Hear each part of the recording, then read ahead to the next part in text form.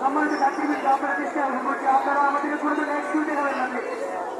আপনাদেরকে আমরা দৃষ্টি আকর্ষণ করছি এবং অনুরোধ করছি কোনো ধরনের বাজে আপনারা করতে চাই না। হ্যাঁ, আপনারা আমাদেরকে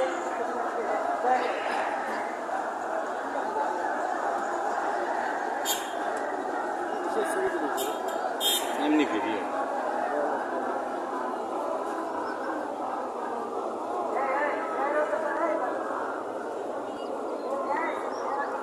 ঘরে ঘরে সাংবাদিক বুঝিস না।